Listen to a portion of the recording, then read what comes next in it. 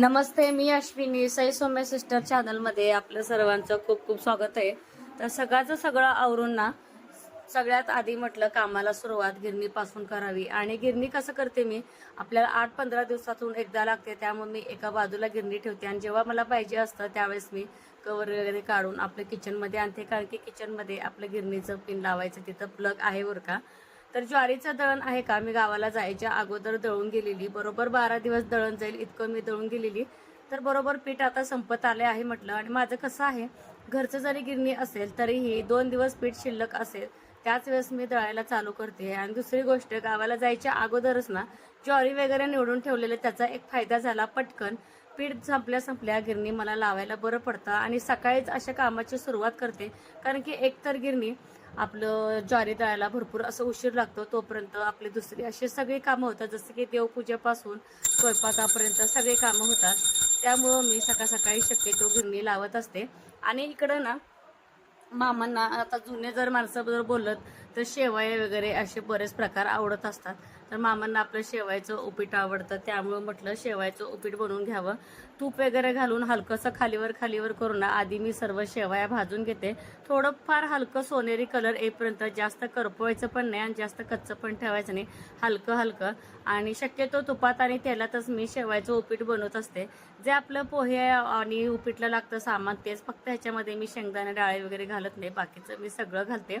हळद वगैरे घातल्यानंतर आपलं मीठ, पाणी वगैरे, आणि जेव्हा पाणी उकळतं त्याच वेळेस आपलं शेवया मी ह्याच्यामध्ये ॲड करते आणि खूप छान लागतं बरं का अशा प्रकारचं उपीट. फक्त शेवया जे आहे का, जेव्हा आपण परततो त्यावेळेस अगदी व्यवस्थित परतलं का शेवया खूप छान सुटसुटीत असं होतात. शेवया शिजेपर्यंत म्हटलं दुसरी कामं करून घ्यावे, जसं की कणिक वगैरे मळणं. एक ते एक काम करत जर गेलं तर खूप काम उशीर होतं बरं का. तर डोक्यात व्यवस्थित आपलं प्लॅनिंग केलेलं असेल तर पटापट कामं होऊन जातात. बघू शकता कणिक मळेपर्यंत आपलं शेवया एकदम मस्त झालेलं आहे. तर कलर पण एकदम छान आलेले आहे. म्हटलं आता सगळ्यांना किचनमध्येच बोलून घ्यावं. एक साथ सगळेजण नाश्ता केला का सकाळचं खूप छान वाटतं.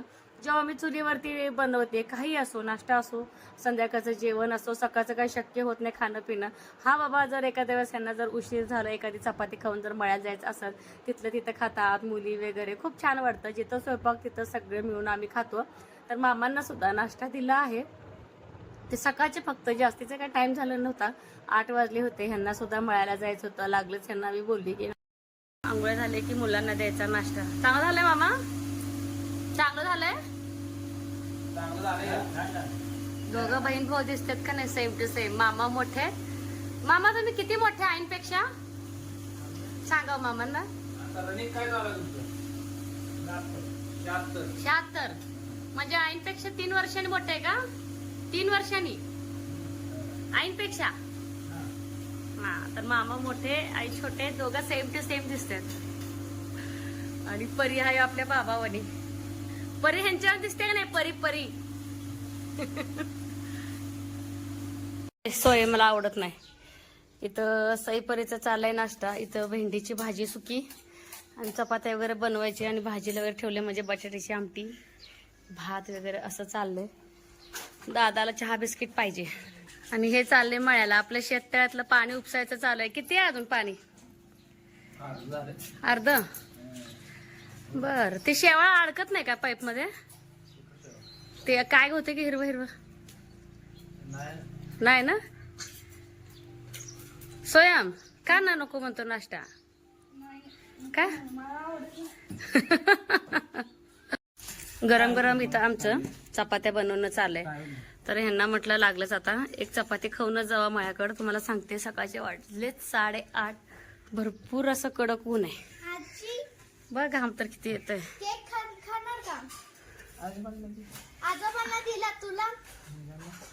आजोबांना दादा सगळे खाऊन संपून टाका सोनू आता. काय लहानपणीची आठवण आली काय? लहानपणीची आठवण. हा, बघू सुटतंय का? सुटल काय? सुटल.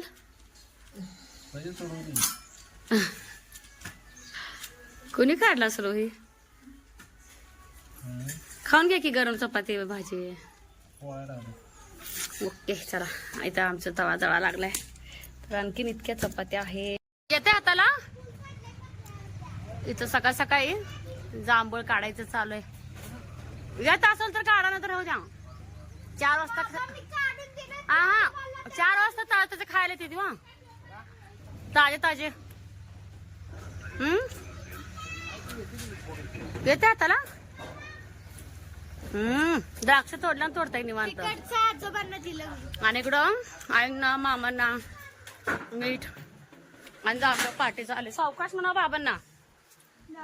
छान लागते का मिठा संग? काही महिना लागते. काय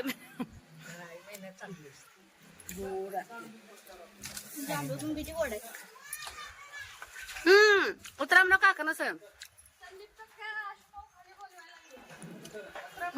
उतरा.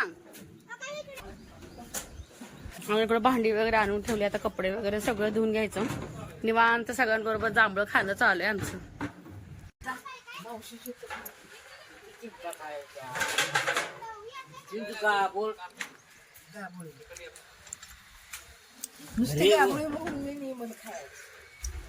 रेग ओढून त्याच्यावर खात लोक तर मला तिथे थांबला मला काढून दे लहानपणीची आठवण जाग्या व्हायला लागले त्यांच्या. हे बघा मी जांभळ काढायचा रस्ता येत ना. सावकाश सावकाश या.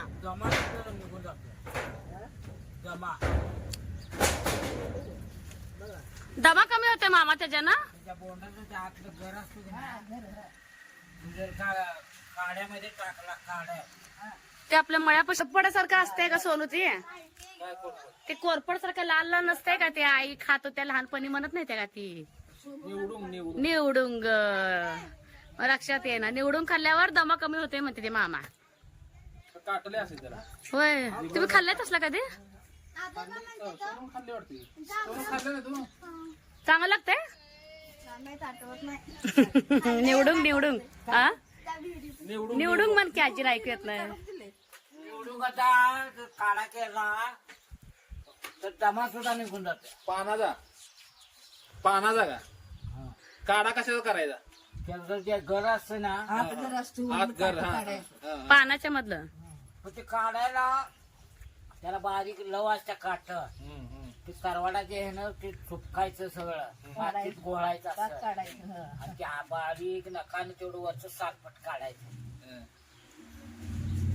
काटकीने थोडस हे करून नाही दिवसाला लागलं की सगळीकडं काट बारीक असते. भेंडीला काटा असते. मामानं उपाय चांगला सांगितला की मग.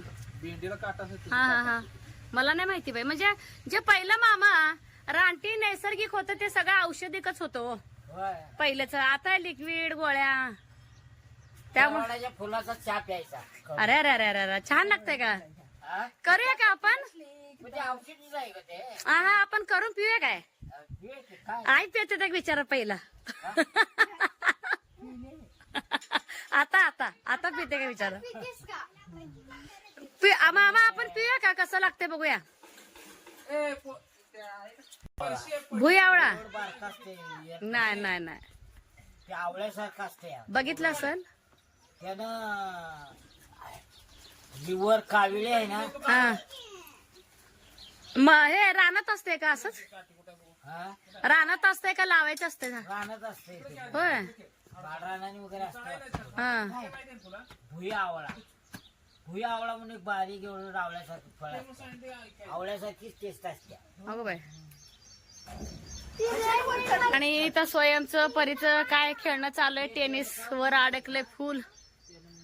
चांगलं चांगलंय यांचं चांगलं. हा मामाला बरंच माहिती आहे उपाय काय काय काय. काठी घेऊन काढतोय. कुठे अडकले? इथंच अडकले. आणि आज हे 10 वाजता जाणार आहेत मळ्याला. 10 वाजता लाईट येणार आहे त्यामुळे घरी येत. आता सकाळचे वाजलेत 9. गप्पा टप्पा जांभळं खाणं तसंच आमची कामं करणं असं चालू आहे. आता ह्यांचं चालू दे. आता माझ्या कामाला मी लागणार. भांडी आहेत, कपडे धुवायचे आहेत. सकाळचे वाजलेत 9. भरपूर असं ऊन आहे आणि नळाला पाणी पण येणार आहे. आपल्या भरपूर कामं आणि एक एक अशी जांभळं पडतायत. बघितलं की खावं असं वाटतं. टपक दिशी पडतात. पडलं की असं आदळतं जांभळ लगेच. सकाळ सकाळी ज्वारीचं पीठ आपलं दळायला टाकलं होतं का सगळं कामं वगैरे झाल्यानंतर आणि दुपारीच माझं 11पर्यंत दळून झालेलं, कारण की ज्वारीचं जे दळण असतं का खूप सावकाश असतं बरं का, गव्हापेक्षा स्पीड कमी असते. आणि गव्हा आपलं जे गिरणी आहे का थोडंसं रेस्टला ठेवली आणि त्याच्यानंतर पूर्ण हे जे काय आहे का दरवाज्यापासून ते आपलं चाळण लावते तिथून पूर्ण पीठ झाडून काढायचं आणि स्वच्छ करून घ्यायचं, अगदी कोरडं कोरडं करून घ्यायचं. मगच ना गिरणी आपली व्यवस्थित लावून घ्यायचं. नाहीतर आहे असं जर पीठ तुम्ही गिरणीमध्ये जर ठेवलात तर नुशा वगैरे व्हायची ना शक्यता असते आणि आपल्याला पण ते बरोबर वाटत नाही. त्यामुळे गिरणी अगदी कोरडी आणि स्वच्छ करून नेहमी ठेवायचं बरं का. आणि अशी बरेच कमेंट पण आलेल्या की गिरणी वगैरे तुम्ही कुठल्या कंपनीचं वगैरे घेतला ते पण तुम्हाला सांगते. आणि डबा वगैरे मी सकाळी जेव्हा दळण काढलं तेव्हा स्वच्छ धुवून उन्हाला लावून घेतलं होतं. डबा कधीही गिरणीमध्ये ना कोरडं ठेवायचं, थोडंसं जरी ओलसर जरी असेल तर बारीक म्हणजे नुशी तर होईल आणि पांढरी आळी होते. तर धनलक्ष्मी आटा चक्की असं माझ्या गिरणीचं नाव आहे आणि सांगलीत नोंद घेतलेली बरं का. तर ही गिरणी आहे का दारावरती असं आपण ऑर्डर केल्यानंतर आलेली. तर आमच्या अण्णांनी घेतलेलं हे शेवटची निशाणी म्हटलं तर चालेल. दुपारचे भांडे वगैरे बरंच असं गोळा करून ठेवले. पाऊस काय होय अचानक ना खूप जोरात पाऊस पडतोय खूप. आणि हे मळ्यामध्ये फसले गेलेले प्रॉपर.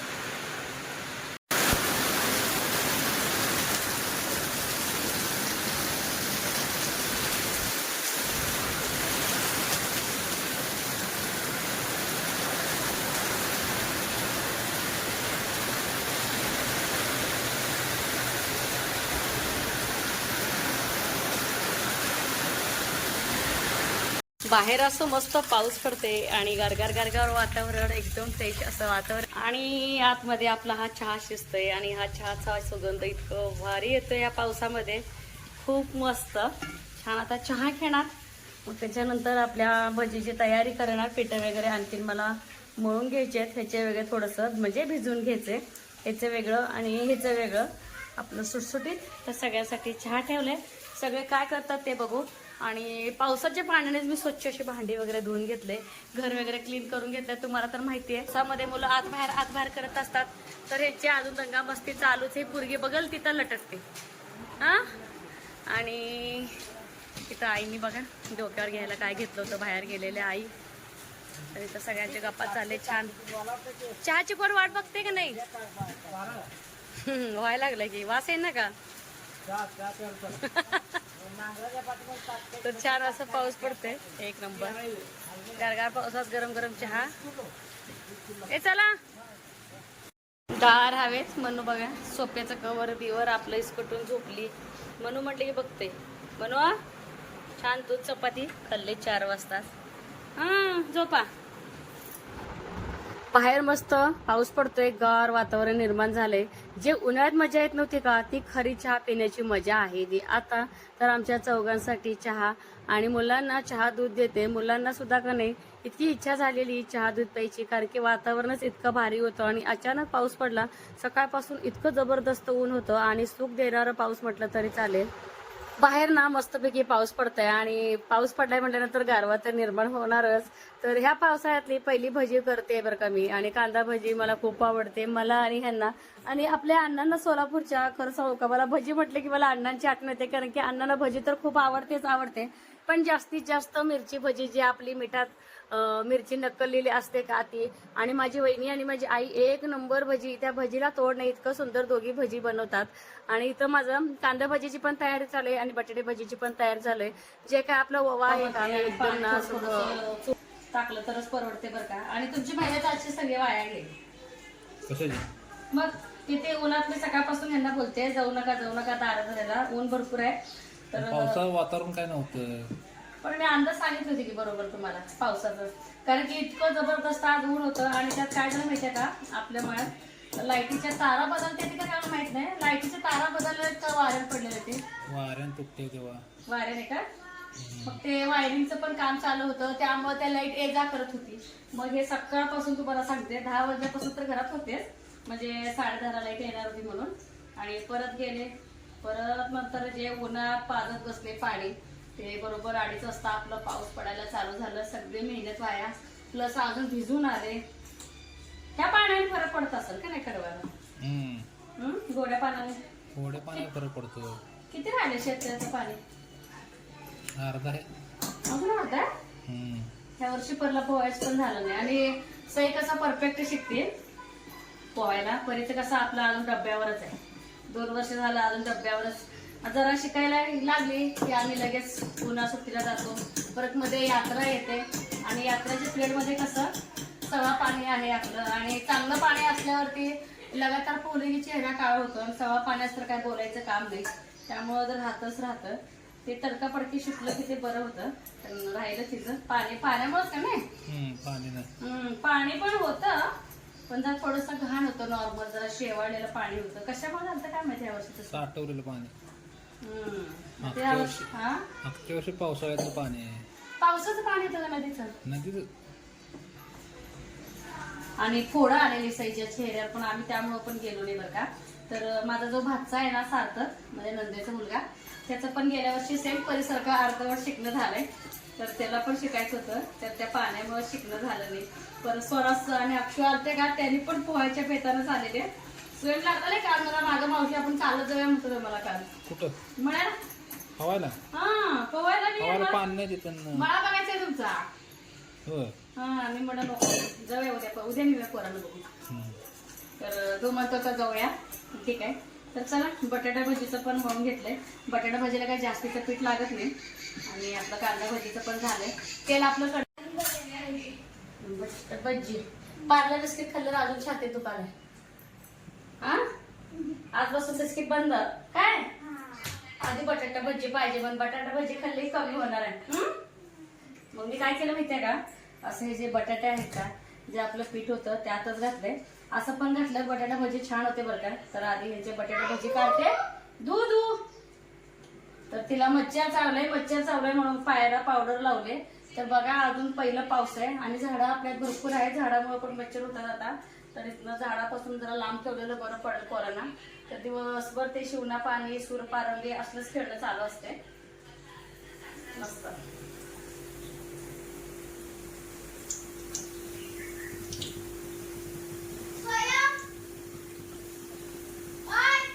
सोनू तू कुठली खाणार भाजी आहे? कोणती पण ओके. झाला ना हा ती घ्यायची असते. होय की मग. तर साई बोलते जे हे कळ्या पडल्यात ना हे आपल्या हाताचं, तर वडापावची चटणीची तिला आठवण आली. कारण की वडापावची जेव्हा चटणी बनवतो ना आपण, तर मी तिची रेसिपी पण शेअर केली सोलापूरमध्ये गेल्यावर. कारण की माझ्या आईला माहिती नव्हतं, मग मी तिला शिकवलं तिथे गेल्यानंतर. तर त्या चटणीला हे जे काय चुरा आहे ना बेसनाचा, तर हे सगळ्यात चुरा हे महत्वाचे बरं का. आपण एकदा करूया. आज मी सांगोलला जाऊन ना आपलं पावभाजीचं सामान आणणार होते, कारण की आपले मामा पण आलेत आणि मामा पण गावाला जातो म्हणून लागले. तर दादा त्यांच्यासाठी मस्तपैकी पावभाजी बनवावी. पण या पावसानं सगळा राडा केला आणि सकाळी ह्यांना नव्हता वेळ आणि 4 वाजता जाऊया बोलले. पाऊस पण मोठा आला, परत किचकिच मध्ये पण जाऊ वाटत नाही, त्यामुळे ते राहिलंच प्लॅनिंग. तसंच साईड परिचे पण आपले केस कट करायचे. तर कुठला कट करायचा हे मला एवढा प्रश्न पडलाय ना, भरपूर असा प्रश्न पडलाय. तर ते पण थोडंसं मला सांगा. बघू साईपरीचा कट कुठला करायचा.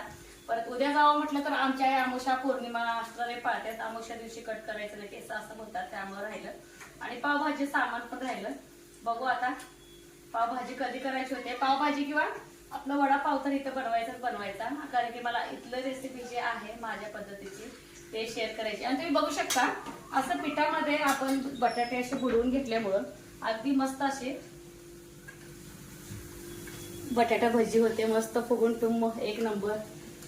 तर थोडा वेळ मी जास्त ठेवते मुद्दाम का सांगू का, सुरीने मी चकत्या पाडल्या बटाट्याच्या आणि थोडं फार अगदी नॉर्मल जाड आहे आणि आपला बटाटा कच्चा राहू नये त्यामुळे मी थोडस जास्तीचं तळणार. आणि सुरुवातीला चमचा घेते, परत झारा वापरते मी.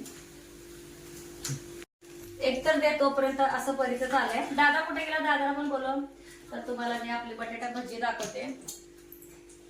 एक नंबर असे झाले, एक नंबर मस्त, हॉटेलपेक्षा बी भारी अरे घरच्या घरी छान. तर चला मामा बी आलाय भजीच्या वासन. भजी हा.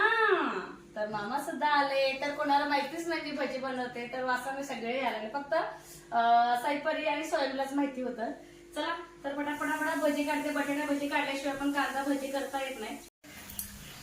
ए बाळांनो, कसं झालेत भजी? खूप छान. छान. स्वयं तुला आवडला बटाटा भजी?